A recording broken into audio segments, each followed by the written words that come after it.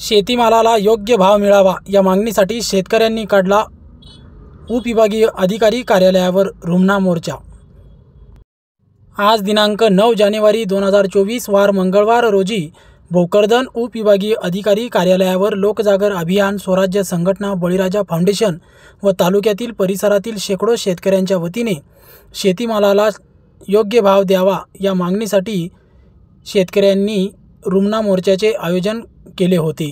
त्याच पार्श्वभूमीवर आज दुपारी 11:30 ते 12 वाजेच्या सुमारास भोकरदन शहरातील छत्रपती शिवाजी महाराज चौकातून या मोर्चाला शेकडोच्या संख्येने शेतकरी सामील होत सुरुवात झाली। त्यानंतर उपविभागीय अधिकारी कार्यालयासमोर शेतकऱ्यांनी जोरदार घोषणाबाजी करत सरकारचे लक्ष आपल्याकडे वेधून घेत शेतीमालाला योग्य भाव द्यावा या मागणीसाठी विभागीय अधिकारी भोकरदन यांच्यामार्फत मुख्यमंत्र्यांना निवेदन देत शेतीमालाला योग्य भाव, त्यामध्ये सोयाबीन, मका, तूर, कापूस या शेतीमालांना सरकारने योग्य भाव देऊन अडचणीत असलेल्या जगाचा पोशिंद्या शेतकरी राजाला मदत करावी यासारखी मागणी करत शेतकऱ्यांनी हे आंदोलन केले आहे।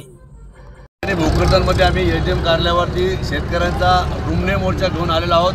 विविध संघटनांच्या माध्यमातून एल्गार पुकारलेला आहे। सरकारनं आज केंद्र सरकारच्या माध्यमातून कापूस आणि सोयाबीनचे दर जे पाडले गेलेत, सोयाबीन आयात केले गेलं, आयात आणि निर्यात या खऱ्या अर्थानं केंद्र सरकारच्या चुकीच्या धोरणामुळे आज शेतकऱ्यांचं मरण होऊ लागलेलं आहे। या ठिकाणी आज आम्ही एटीएमच्या माध्यमातून केंद्र राज्य सरकारला त्याने निवेदन देतोय की या लवकर तात्काळ आमच्या मागण्या मान्य करा, कापसाचे दर वाढवा, सोयाबीनचे दर वाढवा आणि दूध उत्पादक शेतकऱ्यांच्या बाबतीत जी हायगाई सरकारच्या माध्यमातून चालू आहे, दुधाचे दर सुद्धा वाढले पाहिजेत, अग्रिमचा सुद्धा हप्ता मिळाला पाहिजेत, ही मागणी आज आम्ही एटीएम सभाच्या माध्यमातून केंद्र व राज्य सरकार या ठिकाणी करण्यासाठी हा एल्गार पुकारलेला आहे।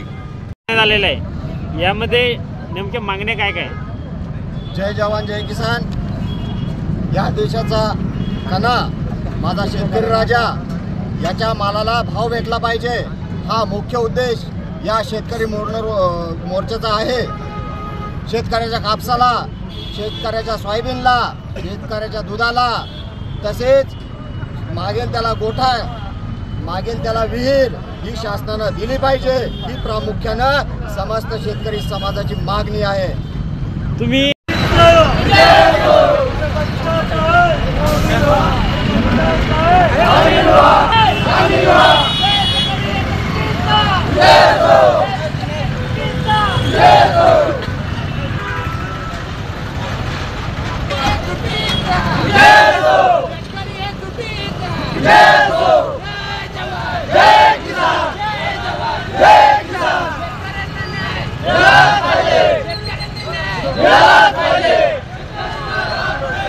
अरे झोपलेला सरकारचं करायचं काय?